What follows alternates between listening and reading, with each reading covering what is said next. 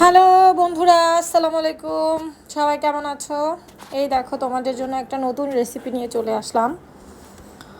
দুর্দান্ত মজার একটা রেসিপি। এখানে নিয়েছি হচ্ছে কচুর ডাঁটা আর আলু আর হচ্ছে রুই মাছ।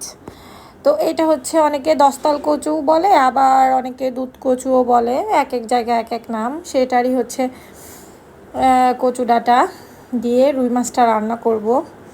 তো প্রথমে আমি মাছটা ভাজি করে নিচ্ছি। এই জন্য লবণ দিয়ে দিলাম হচ্ছে লাল মরিচের গুঁড়া, হলুদ গুঁড়া দিয়ে ভালো করে আমি মাছটা মেখে নিচ্ছি। আসলে এই রেসিপিটা এত বেশি মজা হয়, তোমরা একবার হলেও আমার রান্নাটা দেখে ট্রাই করে খাবে। অনেক বেশি টেস্টি একটা মানে মাছের ঝোল বলতে পারো। আর মাছটি ভাজি করার জন্য আমি তেল দিয়ে দিলাম। এখন মাছগুলো ভাজা করে নেব। আসলে অনেকে বলতে পারো যে কচুর ডাঁটা কি মুখে ধরে কিনা, না, এটা কখনোই মুখে ধরে না হচ্ছে। আর সব সময় কচুর ডাঁটাটা হচ্ছে ফ্রেশ রান্না করে খাবা, দেখবা যে তাইলে কখনোই মুখে ধরবে না। মানে ফ্রিজে না রেখে কচু পাতা হোক, কচু ডাঁটা হোক, এগুলো হচ্ছে ফ্রিজে রাখবা না, একদম টাটকা এনে টাটকা খেয়ে নিবা, দেখবা যে অনেক বেশি মানে মজা লাগবে। আর অনেক সময় যে যে গালে যে ধরার কথাটা অনেকে বলে যে আপু আমার মানে মুখে ধরে বা হচ্ছে চুলকায় গলা, এগুলো আসলে হয়তো ফ্রিজে রেখে খায় বা হচ্ছে তারা বা কোনো পরিষ্কার জায়গা থেকে হয়তো জিনিসটা উঠানো থাকে না, হয়তো এই জন্য। তো হচ্ছে তাছাড়া তো ধরার কথা না। আমি তো হচ্ছে রান্না করি, আমার তো কখনো গাল বা হচ্ছে গলা কখনোই চুলকায় না।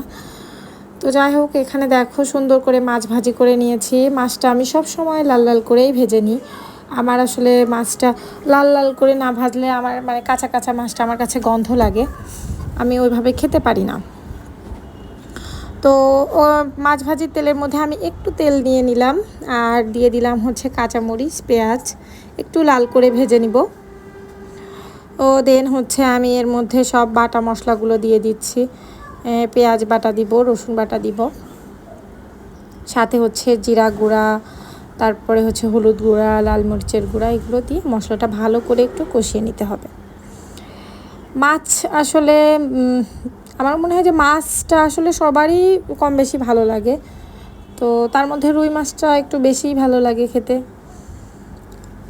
আমি সব সময় হচ্ছে সবজি দিয়েই মাছ মানে রুই মাছটা সবসময় সবজি দিয়েই রান্না করি। আর ভুনা করতে হলে পাঙ্গাস মাছটা আমি সবসময় ভুনা করে বেশি রান্না করি। তো আসলে যখন যেরকম পারি রান্না করি।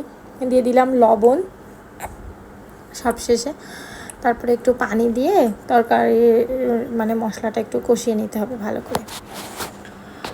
তো এখন দেখো কচুর ডাঁটাগুলো হচ্ছে দিয়ে দিচ্ছি আর আলু। কচুর ডাঁটাটা একদম ফ্রেশ ছিল, সুন্দর করে কেটে তারপরে হচ্ছে ধুয়ে নিয়েছিলাম আমি ভালো করে। তো একদম দেখতে পাচ্ছ যে অনেক বেশি ফ্রেশ ছিল কচুর ডাঁটাটা। হ্যাঁ, তো তারপরে আমি মশলার সঙ্গে কষিয়ে নিচ্ছি। আসলে কচু ডাঁটাটা তুমি কষিয়েও রান্না করতে পারো, আবার হচ্ছে ছোট মাছ দিয়ে যদি মনে করো হচ্ছে মাখিয়ে রান্না করবা সেটাও পারো, আবার চিংড়ি মাছ দিয়ে রান্না করলেও অনেক বেশি মজা লাগে। মোটামুটি সব, আবার হচ্ছে ভাজি করলেও ভালো লাগে।